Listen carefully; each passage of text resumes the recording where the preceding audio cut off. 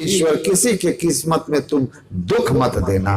ऐसे भाव जो अपने अंदर बनाए रखता है क्या साधु है। मैंने कहा अगर ये भाव आप बनाए हुए हो तो फिर हम साधु नहीं हैं। अगर आप अपने अंदर में कभी काम, कभी क्रोध, कभी लोभ, कभी मोह, कभी ईर्ष्या, कभी द्वेष, इन सब विकारों के शिकार हो रहे हो तो फिर आप साधु नहीं हो। तो ये थर्मामीटर तो आपको अपने भीतर अपना लगाना है, हम अपना लगाएंगे। तो एकदम चुप होके बैठ गया। तो भाव जब हमारे अंदर में सतोगुण होगा तो हमारे अंदर परोपकार की भावना आएगी, दया, करुणा, क्षमा, संतोष, विराग, विवेक, ईश्वर भक्ति, सत्संग, ध्यान, आपस में प्रेम, मेल, भाई बहन, परिवार, समाज, सबके प्रति आपके भाव सात्विक रहेंगे, अच्छा होगा। और जब आपका स्वार्थ जगेगा रजोगुण में, तो जिन जिन लोगों से आपको लगेगा मेरे स्वार्थ पूर्ति बेईमानी में बाधक हैं, उनसे आपकी दुश्मनी हो जाएगी। और जब तमोगुण में रहेंगे तो उल्टा ही सब कुछ होगा, उल्टा ही समझेंगे आप सब बात। नींद में, आलस में, अधर्म में ही आपकी रुचि रहेगी। तो महापुरुष लोग कहते हैं देखो ये तीन गुण का प्रभाव समानता सब में है।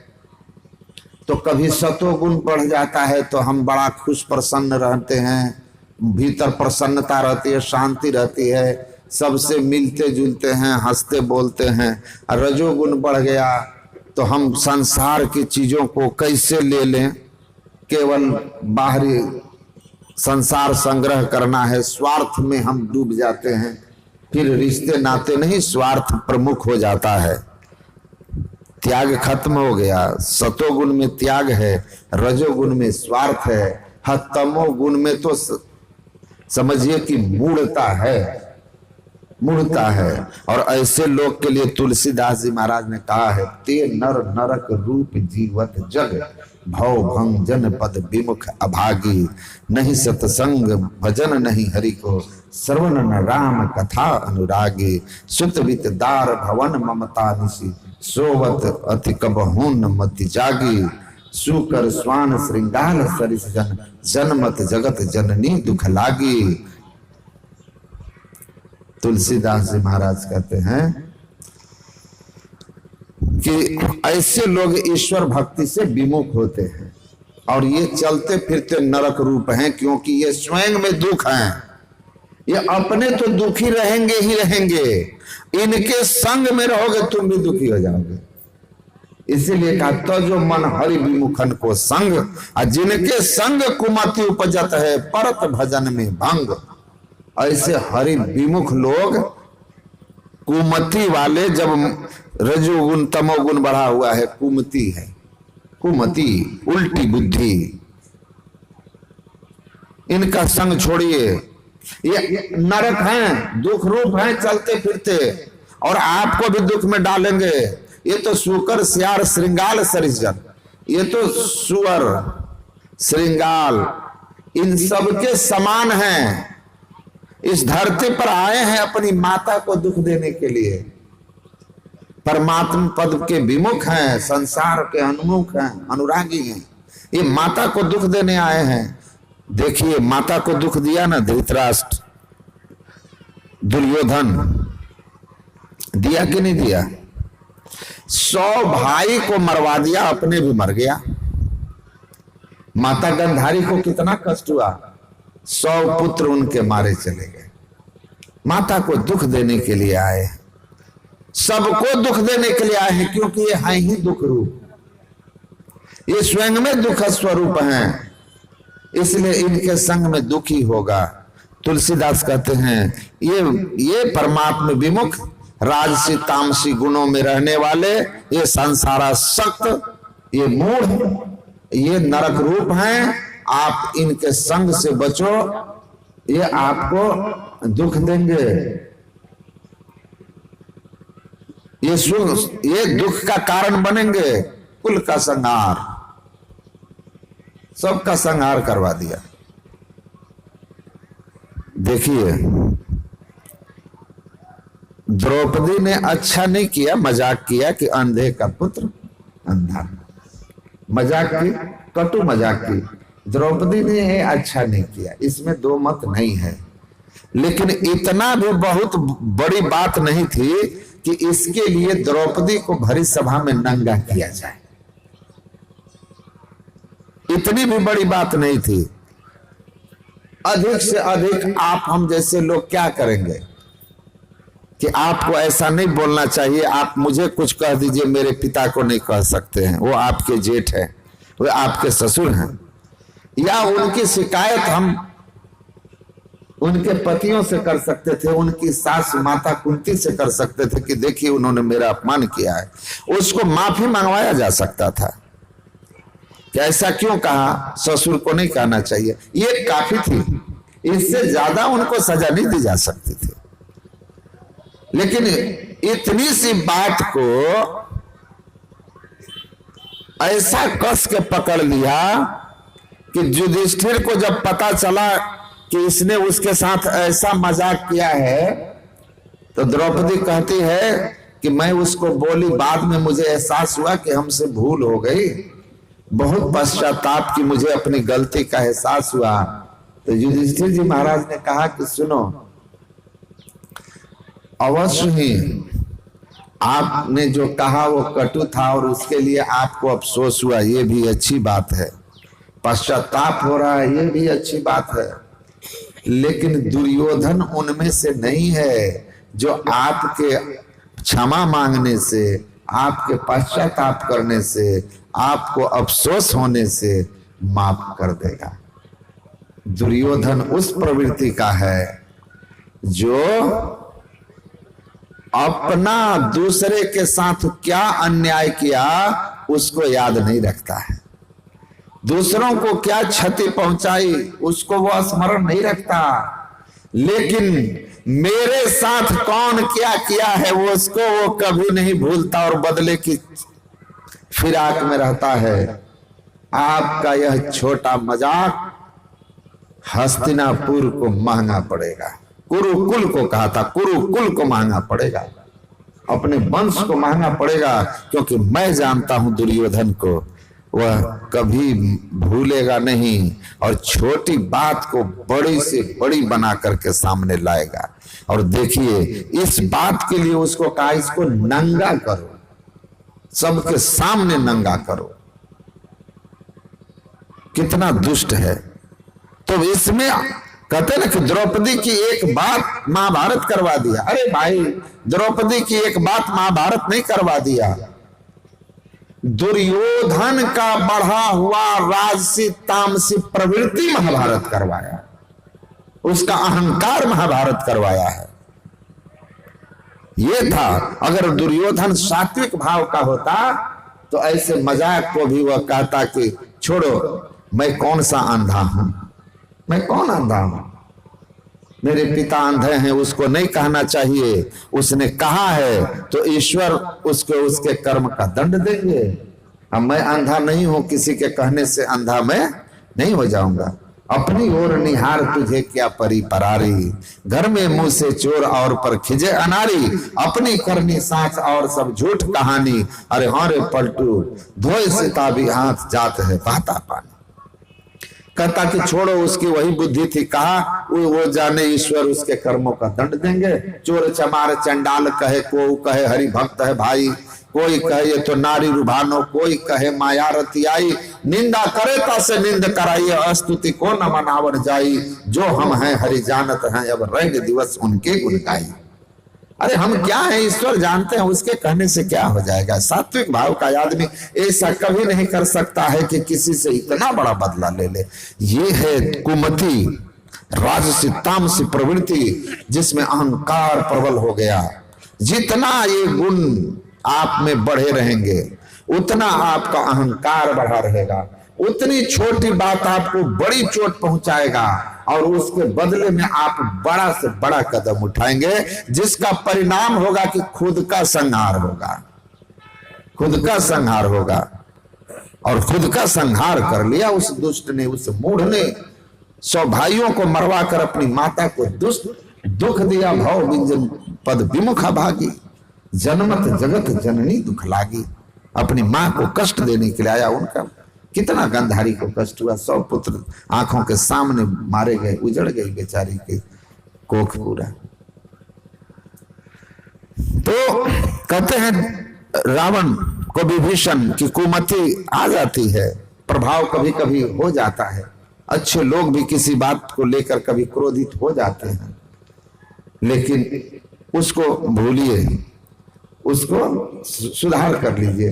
किसी समय हमारी मनोवृत्ति ठीक नहीं थी, छोटी बात पर आपको हमने डांट दिया, फिर हमको मन शांत हुआ, नहीं भाई गलती हो गई। आपको कहा देखिए भूल हो गई, मुझे आपको नहीं कहना चाहिए था, गलती हो गई, माफ कर दीजिए। आपका मन भूल जाएगा, आप भी भूल जाएंगे। तो कहा कि राम सात्विक है, दुर्योधन नहीं है। राम दुर्योधन नहीं है। राम जो है राम है, राम है, मर्यादा पुरुषोत्तम है, भगवत वत्सल है, क्षमाशील है, करुणा के सागर है। आप उस समय कुमति के बस में थे, हरण कर लिया। अब सुमति को चलिए, सुमति है कि चलो गलती हुई तो सुधार कर लो, माता सीता को ले जाकर उनके पास पहुंचा दीजिए। क्या होगा? इस सुमति को जैसे ही जीवन में धारण करोगे, सद्बुद्धि, सुमति माने सद्बुद्धि, जैसे ही सद्बुद्धि सद्विवेक को आप ग्रहण धारण कर लेंगे, जहां सुमति तहां संपत्ति नाना। संपत्ति ही संपत्ति, सुख ही सुख, आनंद ही आनंद। और अगर सुमति को छोड़कर कुबुद्धि पकड़े रहे तो विपत्ति ही विपत्ति, विपत्ति ही विपत्ति, विपत्ति ही विपत्ति। भीष्म पितामह ने महाभारत में कहा, अविवेकः परम आपदः। हे युधिष्ठिर, अविवेकी होना, कुबुद्धि युक्त होना सबसे बड़ी विपदा है, सबसे बड़ी जीवन में दुखद बात है, विपत्ति है तो अविवेकी होना है। अविवेकी, दुर्बुद्धि वाला अपने जीवन में केवल दुख लाता है, और अपने लिए ही नहीं लाता, वो अपने परिवार, वंश, रिश्ते, समाज सबको विपत्ति में डाल देता है। एक आदमी अफगानिस्तान में था ना, वो ओसामा बिन लादेन, उसकी कुमति हुई तो अमेरिका जैसे देश पर हमला करवा दिया, और अमेरिका ने पूरे अफगानिस्तान को तहस नहस कर दिया, तहस नहस कर दिया। और उसको मार करके बाद में, पहले तो पूरा अफगानिस्तान को बर्बाद किया, और उसके बाद उसको मार करके और ले करके उसके देश से ले जा करके समुद्र में दफना दिया। एक आदमी की कुमति देखिए कैसे नाश कर दिया। तो अविवेक का परम आपदा, अविवेक सबसे बड़ी विपदा है। आप धन वैभव सब कुछ है, मकान दुकान सब है, लेकिन अविवेकी है ना, तो समझिए कि आपके जीवन में विपत्ति पकड़ी रहेगी। हमेशा आप किसी न किसी बात को लेकर बेवजह विवाद में फंसे रहेंगे, कष्ट में फंसे रहेंगे। एक अविवेकी संतान हो गया, समझिए आपका सब चौपट हो गया, सब चौपट हो गया। विवेकवान हो, इसीलिए कहा विवेक कहाँ होगा? बिनु सत्संग विवेक न होई, राम कृपा बिनु सुलभ न सोई। सत्संगस्य विवेकस्य निर्मलम नयनद्वयम्। ये सत्संग विवेक ये निर्मल नेत्र हैं। ये निर्मल नेत्र जिनके पास आ गए, उसके जीवन में संपत्ति ही संपत्ति, सुख ही सुख, आनंद ही आनंद है। इसीलिए गुरु महाराज कहते थे, सत्संग से बढ़कर के कुछ भी नहीं है, कुछ भी नहीं है सत्संग से बढ़कर। सुमति आ गई, संपत्ति आ गई। आप ही लोग कहते हैं ना, पुत्र कुपुत्र तो का धन संचय, अब पुत्र सुपुत्र तो का धन संचय। सुपुत्र होगा तो संपत्ति अपने आप आ जाएगी, और कुपुत्र होगा तो सारा संपत्ति बेच करके जुआ, शराब, नशा इधर उधर में लुटा देगा। इसीलिए विवेकवान सुपुत्र होना चाहिए, कन्फ्यूशियस चीन में थे, बड़े महात्मा थे, उनके सबसे अधिक अनुयायी चीन में हैं। भगवान बुद्ध के समकालीन थे वो। उनके पास एक गृहस्थ अपने बच्चे को लेकर आए, कहा महाराज ये हमारा बेटा है, जन्मदिन भी है और एक ही है, मैं चाहता हूं कि मेरा बेटा बड़ा हो तो इसका जीवन सुखी हो, भविष्य उज्जवल हो और इसका पिता होने का मुझे भी गर्व हो कि मैं इसका पिता हूं। किसी का बेटा अपराधी है, चोर है, कहेगा कि मैं उसका बाप हूं। जहां लोग उसको नहीं जानते हैं वहां कभी परिचय नहीं देगा और चाहेगा कि यहाँ कोई हमको पहचाने नहीं कि मेरी असलियत बताए। लेकिन अगर आपका बेटा योग्य है, मुखिया है, प्रमुख है, साधु है, अफसर है, तो आप जहां लोग नहीं भी जानेंगे तो कहिएगा चंपानगर का मुखिया मेरा ही लड़का है, कहेंगे ना। रिश्तेदार भी दूर का है तो आप बता दीजिएगा कि मेरा रिश्तेदार है, दूर का रिश्तेदार से भी रिश्तेदारी बताइएगा, और अपने पुत्र से भी अगर वो कुपुत्र है तो रिश्तेदारी छिपाइएगा, छिपाइएगा। तो कहा कि उसके पिता होने का भी मुझे गर्व हो, कुछ ऐसा समझा दीजिए। तो उन्होंने कहा कि अगर आप चाहते हैं कि आपका बेटा का जीवन सुखी हो, परलोक लोक दोनों सुखमय हो, तो बस एक बात का ध्यान रखना कि इसकी परवरिश ऐसी हो कि यह सद्बुद्धि युक्त हो जाए, इसको विवेक मिले, ऐसी परवरिश हो कि जिसका विवेक बढ़े। Indo your child with right intellect that only will make him a जीविश। का अपने बच्चे को सद्बुद्धि युक्त करते जाना, विवेकवान बनाते चले जाना। बस अकेला सद्बुद्धि में इतनी शक्ति है, इतनी सुमति में शक्ति है कि संपत्ति नाना।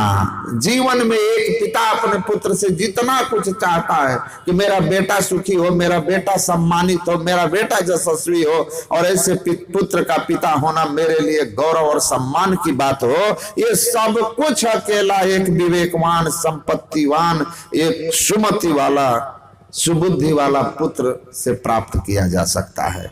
इसीलिए संपत्ति, धन, वैभव नहीं, बच्चे के ऊंचे संस्कार, सद्बुद्धि, सद्ज्ञान देने का प्रयत्न करो, लोक परलोक दोनों श्रेष्ठ बन जाएगा। नहीं तो दुर्योधन और रावण पैदा ले लिया तो क्या कहे हनुमान जी रावण को, अरे तुमको कुछ पता है कौन कुल के हो तुम? ब्रह्मा का पुत्र, तुम ब्रह्मा के पोते हो, पर पोते हो, और तुम कौन सा कर्म कर रहे हो? पुलस्त के पोता, ऋषि पुलस्त जस विमल मयंका ते शशि महजन हो कलंका। ये जो कुमति के अधीन होकर के तुमने माता सीता का अपहरण किया, ऐसे आकाश में तारों के बीच जैसे चंद्रमा सुशोभित होता है, वैसा तुम्हारा कुल दुनिया में सबसे सम्मानित कुल है, लेकिन तुम्हारा ये कृत्य चंद्रमा में दाग लगाने वाला है। इसीलिए तुम अपने आप को सुधारो, नहीं तो कुल का नाश होगा, कुल कलंकित हो जाएगा। और ऐसा महान कुल कलंकित हो गया रावण जैसा दुष्ट के पैदा ले लेने से, दुर्योधन के पैदा ले लेने से। तो कहा कि सद्बुद्धि युक्त पुत्र देना। पांडवों में सद्बुद्धि है, पांचों भाई में मेल है, मेल है। और देखिए उनका जस है कि धर्म के पथ पर चले तो अंत में सत्यमेव जयते हो गया, गद्दी उन्हीं को मिल गई, ये सब भाई मारे चले गए।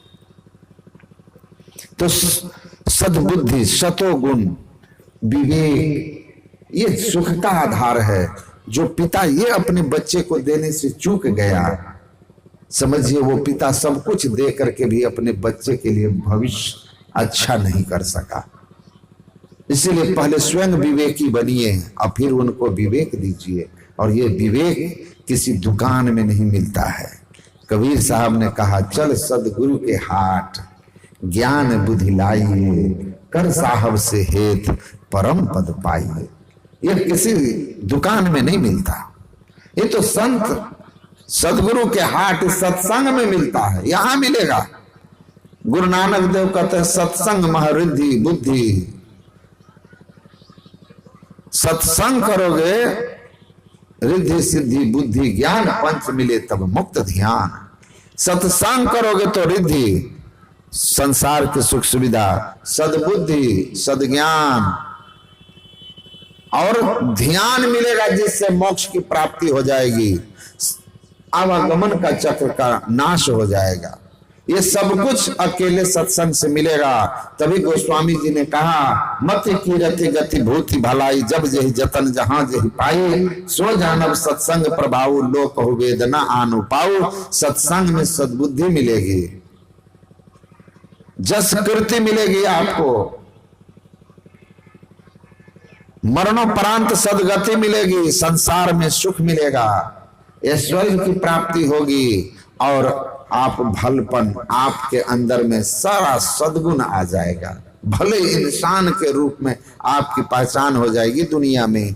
ये सबसे सब कुछ एक साथ मिल जाएगा। सो जानब सत्संग प्रभाव, सत्संग के प्रभाव से। इसलिए सत्संग से बढ़कर परमाराध्य देव कहते थे कुछ है मैं नहीं मानता। सत्संग जैसे धरती से सब तरह के फल फूल अन्न आदि उपजते हैं, उसी तरह सत्संग से मनुष्य जीवन के सारी सुख सुविधाओं की व्यवस्था होती है। सब सद्गुण सब सुख सत्संग से उपजता है। इसीलिए कि सत्संग से विवेक होता है, सद्बुद्धि होती है, सुमति होती है। असुमति हुई तो जहां सुमति तहां संपत्ति नाना, संपत्ति नाना प्रकार के आ जाएंगे। अकुमति हुई तो विपत्ति निधाना, सब खत्म हो गया। एक अनुभवी प्रसंग आपको सुनाता हूं, जीवन का देखा हुआ।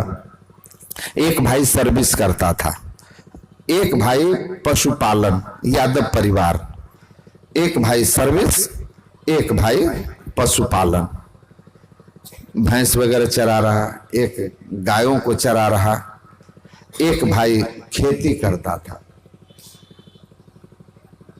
मिल के सब रहते थे। हर साल जमीन खरीदते थे। छोटे लोग थे, जमींदारी नहीं थी, गरीब थे, लेकिन सब मिल करके जब अपनी अपनी कमाई का अंश दे रहे थे, और जो सर्विस कर रहे थे उनका योगदान ज्यादा था, बाकी सबका छोटा छोटा योगदान था, तो बड़ी जमीनें खरीदे। अब आगे चल करके उसमें से एक भाई के बेटे की नौकरी हो गई। नौकरी जब हो गई तो उसके जो खेती का काम देख रहे थे उनके मन में घुस गया बीमारी।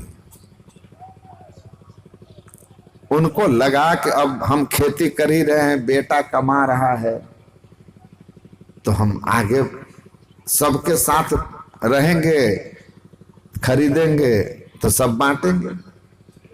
तो वो बहाना करके बेटे की नौकरी के 2-3 साल के बाद जो है वो अलग हो गए। जब एक अलग हो गया तो फिर देखा देखी बाकी भी जो थे वो भी अलग हो गए। उसके बाद 1 कट्ठा जमीन खेती के लिए तो कोई नहीं खरीद सका, कोई नहीं खरीदा। रहने के लिए 1-8 कट्ठा कहीं बाजार में ले लिया, लेकिन हर साल जो 2 बीघा 3 बीघा जमीन, 4 बीघा 5 बीघा तक जमीन खरीद लेते थे खेती के, उसके बाद कोई 1 कट्ठा भी खेती के लिए जमीन नहीं खरीद पाया और विकास की गति पीछे चली गई। ये मंत्रणा जो थी, बाद में हमको पता चला कि ये मंत्रणा उनके एक भाई को उनके एक मित्र ने दी।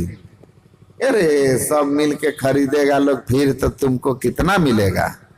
2 बीघा खरीद ही लोगे, 4 बीघा खरीद ही लोगे तो 4 भाई में 1 बीघा, फिर तुमको इधर बच्चे हैं इनमें बंट जाएगा तो कितना होगा? और तुम अकेले अगर 2 ही बीघा लोगे तो बेटा सबको 1-1 बीघा तो हो जाएगा।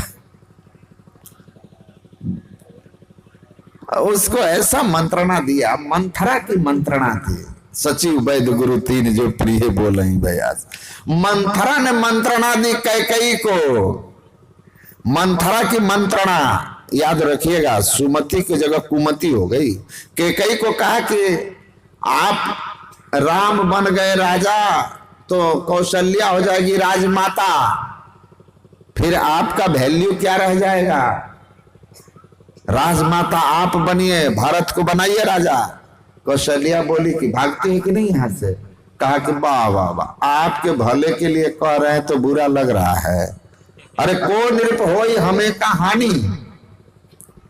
कैकेयी भागने के लिए कहती है तो कहते हैं अच्छा मतलब हमको क्या हानि होगा, आपको ना हानि होगा, हम तो दासी हैं, दासी रहेंगे, राम राजा बने चाहे भरत बने। को नृप होई हमें कहानी, दास छाड़ का कहाई रानी। हम तो दासी के दासी रहेंगे, लेकिन आप राजमाता नहीं रहिएगा। अभी आप बैठते हैं राज, एकदम दशरथ को बड़े प्रिय हैं आप, तब राम बन जाएंगे, कौशल्या आ जाएगी गद्दी पर। गई आप। मंथरा के कुमंत्रणा को कैकेयी ने स्वीकार किया और परिणाम हुआ कि जो अयोध्या जो है स्वर्ग से बढ़ करके था, वो अयोध्या की क्या हालत हो गई। सीता हरण मरण दशरथ को वन में विपत पड़ी। राजा दशरथ की मृत्यु हो गई, विधवा हो गई बेचारी, बेटा भी विमुख हो गया कुमंत्रणा के कारण। राम वन चले गए, छिन्न भिन्न हो गया अयोध्या। देख लीजिए कुमंत्रणा। कुमति सुमति थी तो संपत्ति थी, जैसे कुमति कैकेयी को घुसी, किससे? मंथरा से, विपत्ति आ गई। आप लोग भी ध्यान रखिएगा, कोई ऐसा जीवन में आए जो आपको आपके परिवार के खिलाफ भड़काए तो उसको शत्रु समझना,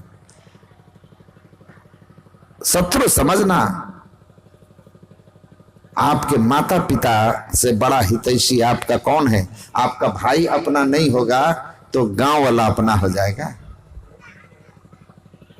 इसीलिए कहा जो कोई ऐसी बुद्धि दे जिससे आपके घर का सब कुछ शांतिमय चल रहा है, और उस स्थिति में कोई आके परिवार के खिलाफ बोले तो उसको तजिए कोटि बैरी सम यद्यपि परम से नहीं, करोड़ों बैरी के अनुसार समझ के उसको छोड़ दीजिए, नहीं तो धीरे धीरे आपको आपकी मति को बिगाड़ करके आपके घर का नाश कर देगा, आपके प्रगति को रोक देगा। जो आपको आपके अनुकूल बात ना कहे, जो आपको आपके हित की बात कहे,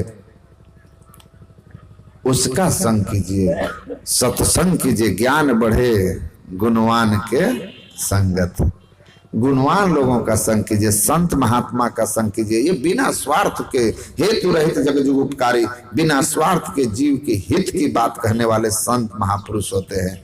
उनको संसार से कुछ लेना नहीं होता, वे तो इस धराधाम पर ही आते हैं। संत सहाय दुख परहित लागी, इस परहित के लिए उस धराधाम पर आते हैं। उनका जन्म ही इसीलिए होता है कि हम संत बिटप सरिता गिरधरणी, परहित हेतु सबन के करनी। संत महात्मा वृक्ष कबहू न फल भखे, नदी न संचे नीर, परमारथ के कारण है साधु धरा शरीर। संत महात्मा नदी अपना जल नहीं पीती, वृक्ष अपना फल नहीं खाता, धरती अपनी उपजी हुई वस्तु स्वयं नहीं खाती, जंगल में उमले वाले जड़ू बीटू जंगल नहीं खाते। ये सब का सब किस लिए है? परमार्थ के कारण, दूसरे के हित के लिए। इसीलिए आपके सबसे बड़े हितैषी कौन है? कहा सबसे बढ़कर के हितैषी कौन है? जो निस्वार्थ हैं, वे संत हैं। इसीलिए सत्संग में वही बताया जाएगा जिसमें आपका हित है, आपका कल्याण है। तो आपके अंदर सुबुद्धि आए, सत्संग से जाड्यम हरती, बुद्धि की जड़ता हरती है।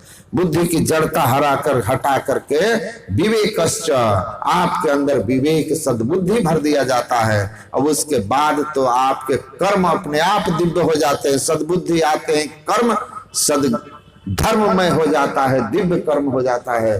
तो जब कर्म उत्तम हो गया तो फिर लोक परलोक आपका अपने आप सुधर जाएगा, क्योंकि कर्म प्रधान विश्व रचिरा का जो जस करे सो तस फल चाका। तो सत्संग से सुमति, सद्विवेक, सद्ज्ञान आता है जो सारे सुख की खान है। और सत्संग को छोड़ करके दुनिया के किसी विद्यालय में और कहीं भी सुमति नहीं मिलती। इसीलिए सत्संग के अतिरिक्त कहीं भी आपके जीवन के सुख शांति का मार्ग नहीं मिल सकता है। सब कुछ मिलेगा सत्संग से। इसलिए नित प्रति सत्संग कर ले प्यारा, तेरा कार सरे सारा। नित प्रति सत्संग कीजिए, कोई काम नहीं रुकेगा। सद्बुद्धि को अपने जीवन में स्थान दीजिए और उस सद्बुद्धि को अपने संतान में संस्कार दीजिए। आपका जीवन और आपकी पीढ़ी सब सुरक्षित रहेगी, सब सुरक्षित रहेगी। तो सत्संग हमारे जीवन का आधार है, मनुष्य के निर्माण के लिए है। और सदगुरु के शरणागति तो हमारे जीवन को दिव्य करता है। सदगुरु पशु मानुष करे, मानुष ते सिद्ध सोए, दादू सिद्ध देवता देव निरंजन होए। पशुवत जीवन है, खान पान का ज्ञान नहीं है, आचार विचार का ज्ञान नहीं है, माता पिता के साथ, बड़ों के साथ, समाज के साथ कैसा व्यवहार होना चाहिए, ये सब कुछ भी पता नहीं। जीवन पशुवत है। सत्संग में आइएगा, सदगुरु के शरण में आइएगा, संत के शरण में आइएगा, वो आपको सद्ज्ञान देकर सद्विवेक देंगे और जिससे आप मानव बन जाइएगा। आचार विचार, व्यवहार, खान पान, जीवन सब आपका एकदम बिल्कुल शुद्ध पवित्र सात्विक हो जाएगा। मानव का गुण आ जाएगा। उनकी युक्ति से साधन भजन कीजिएगा, आपके अंदर शक्ति आ जाएगी। वो शक्ति आप में देवता की तरह बना देगा आपको। जैसे देवताओं के द्वारा किसी को आशीर्वाद दे दिया तो हो गया, आपका आशीर्वाद भी किसी के लिए फलीभूत हो जाएगा। और उनकी साधना एक दिन आपको ऐसा दिव्य बना देगा कि देव निरंजन होए। आप स्वयं परमात्मा को जान जाइएगा और परमात्मा को जानकर परमात्मा से एक मेक होकर सो जा नहीं जई देहु जनाई जान तुम्हें हो जाए। सदगुरु की कृपा से परमात्मा को जान के आप में परमात्मा की सामर्थ्य और शक्ति आ जाएगी और आप भी महर्षि में ही परमहंस जी महाराज की तरह जगत पूज्य हो जाइएगा। ये महिमा है सत्संग की। पूज्य होत नर जगत में असत्संग प्रभाव। ये विवेकवान पुरुष जगत में पूज्य हो जाते हैं क्योंकि उनके जीवन की दिशा सत्कर्म की ओर, भक्ति की ओर हो जाती है। तो विवेक प्राप्त कीजिए और अपने संतान को विवेक दीजिए। हमारे श्यामनंदन बाबू यहाँ पर संसार समाज के हित के लिए अपने धन को लगा रहे हैं। यही विवेक है, यही सुमति है और यही जीवन की सार्थकता है। यही धर्म, यही धन की महिमा है। जो धन बढ़ेगा भी। और लक्ष्मी की गति 3 है, लक्ष्मी के सूत्र 3 हैं। धर्म निरिप चोर और जेठे को माने नहीं 3 मचावे शोर। जो धर्म को, धन को धर्म में खर्च नहीं करता ना तो चोर चुरा लेता है, बेईमानी हो जाती है, या फिर राजा किसी बहाने टैक्स में हड़प लेते हैं।